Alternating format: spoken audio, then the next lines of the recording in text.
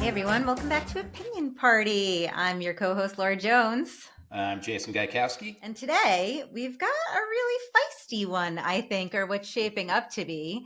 Our topic today is, should brands take a stand? Welcome to the party, Kim Whitler. Thank you.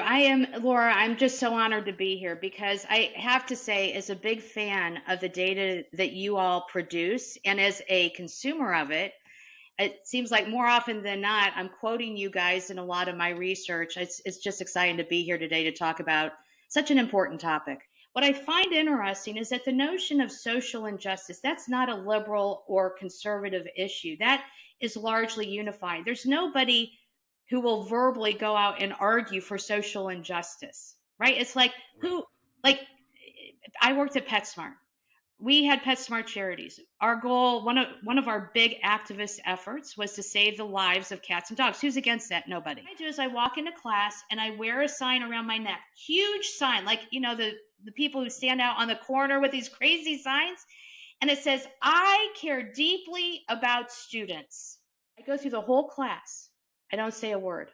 The whole class, I'm just promoting what a good person I am because I care deeply about you, right? We go through the whole class. And so we get to that. I said, I want to come back to the sign.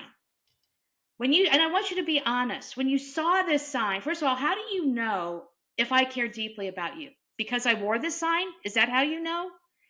And they go, no, it's what you do.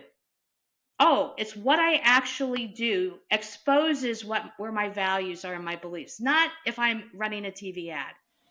Right. So I think there's something really important that when you take a stand, it is not a marketing stunt, and it is true to the commitments that you are making of capital, social capital, intellectual capital to how you operate as a business. I bring up your book really quickly, Positioning for Advantage. Kim's written a book here, Techniques and Strategies to Grow Brand Value.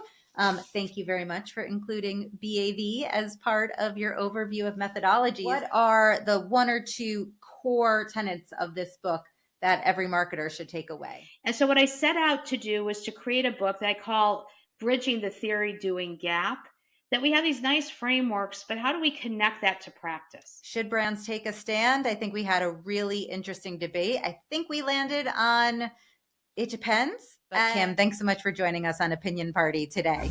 But